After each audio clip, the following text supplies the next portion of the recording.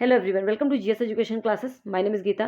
उम्मीद करती हूँ कि आप सब लोग जो है बहुत ही बढ़िया होंगे और अपनी जो तैयारी है बेहतर तरीके से कर रहे होंगे। एक गुड न्यूज़ है उन सभी कैंडिडेट के लिए जो टीजीटी की वैकेंसी का इंतजार कर रहे थे, जो टीजीटी के लिए जो है तैयारी कर रहे थे। तो आप लोगों को बता दूँ कि जो DSSB ने टीजीटी की वैकेंसी का जो नोटिस है, ठीक है, नोटिस है उसे जो है उसने जारी कर दिया, जिसमें उसने डिटेल इन्फॉर्मेशन दी कि किस सब्जेक्ट की कितनी वैकेंसी है। ठीक है, तो उसको तो हम देखेंगे ही, उसको जो है मैं बताऊंगी। लेकिन साथ ही एक बात आप लोगों को अगर याद हो तो जब पीजीटी और असिस्टेंट नर्सरी की वैकेंसी आई थी, तब मैंने आप लोगों को एक चीज़ क्लियर किया था कि टीजीटी की और पीआरटी की वैकेंसी जो है आपको बहुत जल्द देखने को मिलेगा। ठीक है, जिसमें कि अभी टीजीटी का जो है वैकेंसी आ चुकी है और आने वाले टाइम में जो है आपको पीआरटी का भी बहुत जल्द ही नोटिस देखने को मिलने वाला है।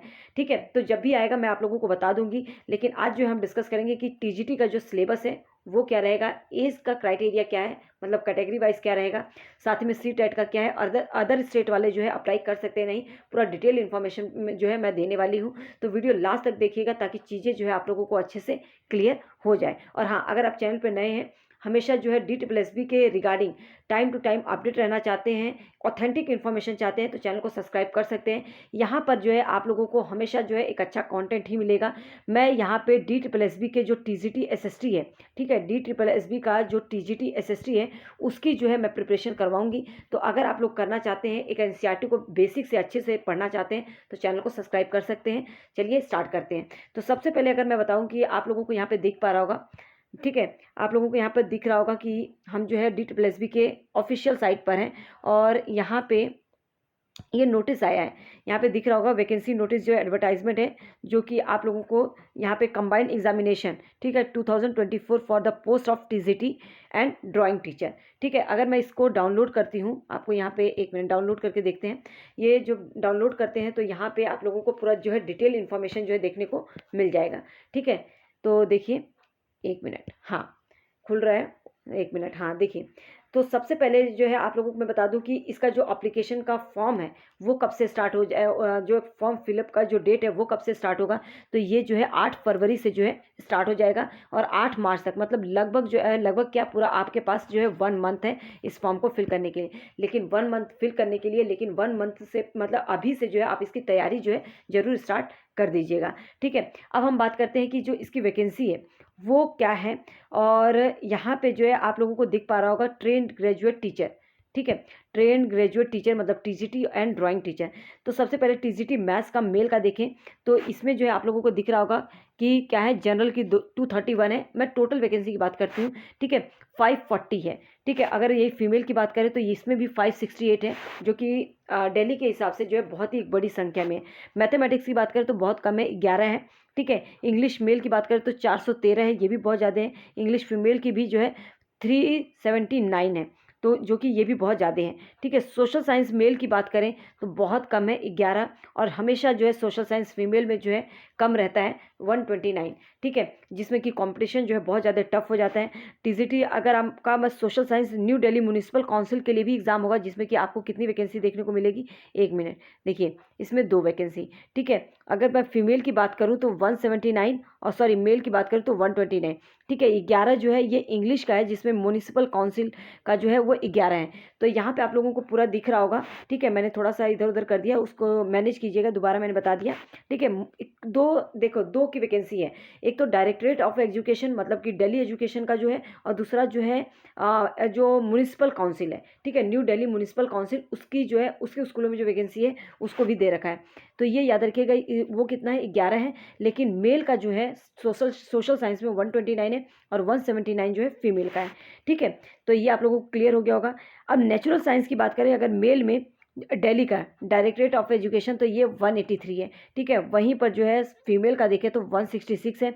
लेकिन physical natural science municipal council में देखें तो कितनी वैकेंसी है, 5 है। ठीक है, यहाँ पे हिंदी मेल और फीमेल का देखें तो 75 जो है मेल का, 110 जो है फीमेल का है। और म्यूनिसिपल काउंसिल में भी 7 जो वैकेंसी देखने को है। टीजीटी मेल का जो है बहुत ज़्यादा 477 है, वहीं पर फीमेल का जो है 141 है केवल। ठीक है, संस्कृत म्यूनिसिपल काउंसिल में भी है 13 वैकेंसी। तो ये जो है पूरा जो वैकेंसी का जो डिटेल है वो दे रखा है, लेकिन इसका जो डिटेल इन्फॉर्मेशन आएगा कि किस तरीके से जो है आप लोगों को सब्जेक्ट का जो है कौन लोग भर सकते हैं, क्योंकि उसमें जो है बहुत ज़्यादा जो है लोग जो है कन्फ्यूज़ हो जाते हैं। आप लोगों को बता दूँ कि इसकी एलिजिबिलिटी जो है मेन है, उस पर मैं बात करूँगी। ठीक है, पहले तो इस चीज़ को समझ लीजिए कि कौन कौन से में उर्दू में भी आ रखी है। देखिए इसमें भी क्या बोलते हैं, फीमेल उर्दू की भी है। ठीक है, म्यूनिसिपल काउंसिल की भी उर्दू की आ रखी है, मेल फीमेल टीजीटी पंजाबी की भी आ रखी है, और ड्राइंग टीचर की भी आ रखी है। तो यहाँ पे टोटल वैकेंसी जो है आप लोगों को देखने को मिल रहा होगा 5118 वैकेंसी है। तो ये बहुत ही बड़ी संख्या में जो है वैकेंसी आई हुई है। तो आप लोगों के पास जो है इसका जो फॉर्म फिलअप की जो डेट है 8 फरवरी से स्टार्ट होगा, जो कि 8 मार्च तक रहेगा। ठीक है, इसका डिटेल इन्फॉर्मेशन नोटिफिकेशन जैसे ही आएगा मैं आप लोगों को एक एक चीज़ जो है इसमें जो है क्लियर करूँगी। उससे पहले आप लोगों को मैं बता दूँ कि टीजीटी के लिए क्योंकि यहाँ पे बच्चे जो है सबसे ज़्यादा कंफ्यूज होते हैं सब्जेक्ट कॉम्बिनेशन को लेकर। तो मैं टीजीटी की जो सब्जेक्ट कॉम्बिनेशन है थोड़ा सा उसको समझिएगा।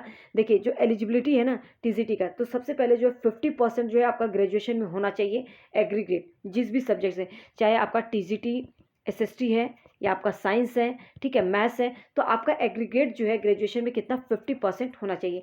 साथ ही CTET पेपर 2 जो है पास होना चाहिए। ठीक है, तो ये तो चीज़ क्लियर हो गई। अब देखिए जो भी सब्जेक्ट से आपने ग्रेजुएशन की है, ठीक है, मान लो टीजीटी एसएसटी है, क्या है टीजीटी, 1 मिनट मैं दोबारा से लिख देती हूँ। हाँ 1 मिनट, देखिए, हाँ टीजीटी एसएसटी के लिए आप अप्लाई कर रहे हैं, तो ग्रेजुएशन में जो है आप लोगों के पास क्या है, सोशल साइंस के सब्जेक्ट रहे होंगे। तो कोई भी 2 सब्जेक्ट आपका 2 साल जो है पढ़ा हुआ होना चाहिए। 2 सब्जेक्ट लगातार 2 साल पढ़े हुए होने चाहिए। लाइक जैसे कि अगर सोशल साइंस है तो आपका ज्योग्राफी या हिस्ट्री, ठीक है, 2 साल पढ़े हुए होने चाहिए। हिस्ट्री या पॉलिटिकल साइंस जो है 2 साल लगातार जो है होना चाहिए। ठीक है, एप्लीकेशन वाले सब्जेक्ट में, मतलब कि ये आपका जो है इस तरीके से। इसी तरह से साइंस का भी 2 साल कोई भी साइंस के 2 सब्जेक्ट होना चाहिए।